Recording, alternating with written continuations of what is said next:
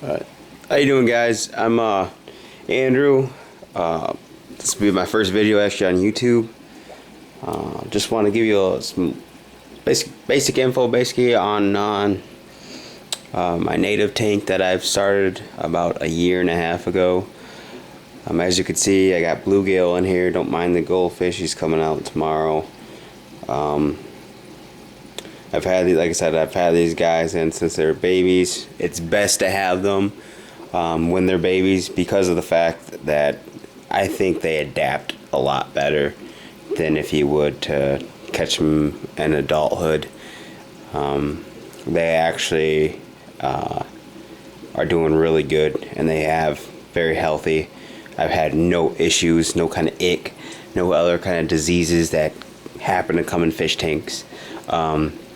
As you can see, I actually have a live plant in there that I threw in there for my other 55 aquarium. It's the horn where it actually started taking off, and the bluegill are not touching it. It's pretty cool. Usually the bluegill will shred it apart. I don't know, maybe it's the reason I got them at when they're babies.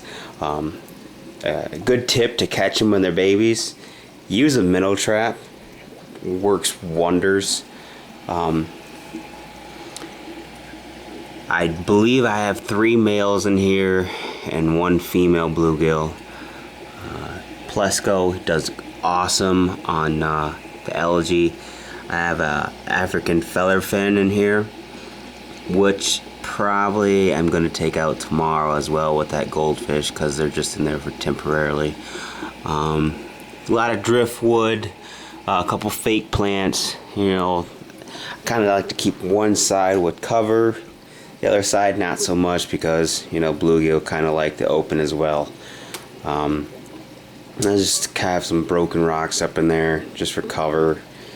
They like that. Behind this driftwood I have a perch. He likes to hang out behind there. Like I said, I caught him when he was a baby. He's been adapting perfect, gets along with the other fish great.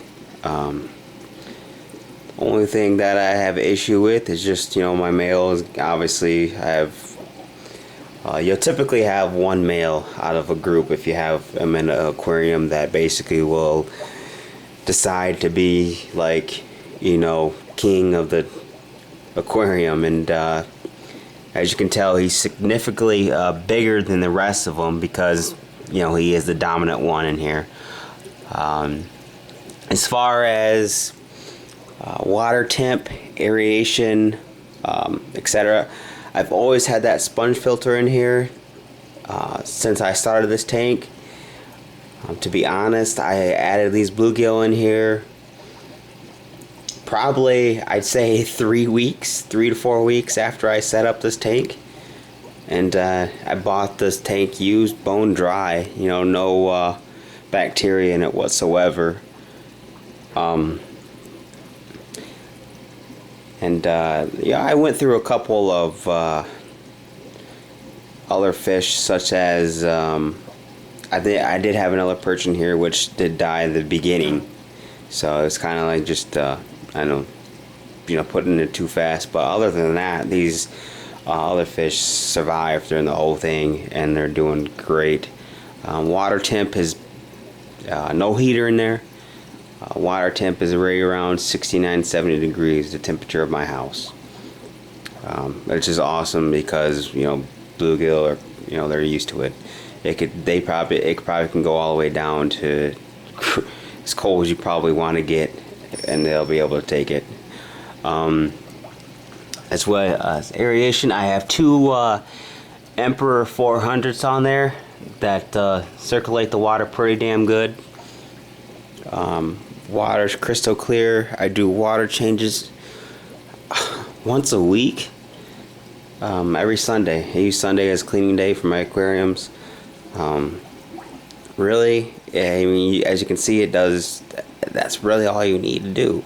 I do about 25-30% water change, and then I use that new Aqueon, I believe that's how you say it, water changer, 25 foot, works wonders. You can do other things while that's draining the water. You know, it doesn't go that fast, but hey, it gives you opportunity to use a vacuum on the gravel, which I just do that in a bucket. So lighting, I think I have one strip on there, 2 light bulbs. They're Eclipse T8s, do fine. I mean, bluegill guys really don't really care for the light, I would say. I could get some newer, like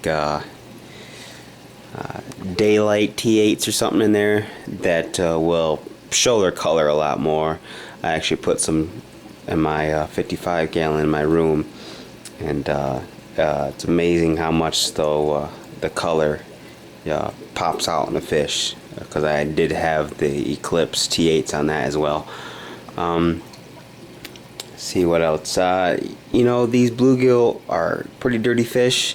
Feeding wise, I feed them, let's see, I feed them this omega-1 shrimp, and they love it. They tear it up. My smaller bluegill will also eat this these pellets. I mean I try to give them variety. I'll also order wax worms. You can get like bulk wax worms for real cheap online. Even if I go fishing and I have some leftover night crawlers or whatever, I'll throw them in there as well, and they'll just tear them up. I did have some goldfish in here from my pond outside that I brought inside. Actually, this little, I don't know what it is, a little feeder fish or whatever. He came in from my pond, and he still survived, but all the rest of the goldfish got eaten by the perch. I don't recommend putting smaller fish in with perch, because they, I mean, anything they can get in their mouth, they'll pretty much eat that. I'm surprised he's not eaten yet. He probably will be though, but since I feed him pretty good, I don't think he will. See, other than that, I just use a typical rock bottom on here. Kind of try to give it where these bluegill came from. This, my little algae scrubber right here, I never needed to use that, to be honest. It's that Pleco's in there, does it wonders. Well, this is my first video. If you guys want to ask me any questions, I'll feel more than happy to answer anything that you have. Like I said, I've had this running for like a year and a half, maybe a little longer, and I've had great success with this bluegill. I know probably people ask me about breeding. I've read that typically you probably only want to have probably a male and female in one aquarium. And for me, since this was my first aquarium that I've bought, it's a 75 gallon breeder tank. It's not big enough. You know, bluegill typically need, you know, they say 10 gallons I think per one, which, you know, technically this tank is big enough for it, but it's just, I don't think it's long enough, because, you know, these bluegill act very territorial. Eventually I want to get like a 200 gallon long and keep these bluegill in here. I won't get any more because of the fact that I realize how territorial they can be. But breeding, I heard that typically you want to do water changes probably every 2 days. Every 2 days do water changes, because it all triggers in the water temp. I also heard maybe even warming the water up a little bit. But like I said, I really don't care to breed these guys. I don't want no more. Eventually I'm going to get another tank and put them in there, and probably put like a largemouth in here. I did have a largemouth. I did have a couple largemouth in here. I did start off with a bullhead catfish, and that bullhead ate all my bass. So I threw that bullhead in the creek because it really ticked me off. But yeah, feel free to ask me any questions. Like I said, it's my first video on YouTube. So thanks for watching, and if you want, subscribe. That'd be great. Thanks.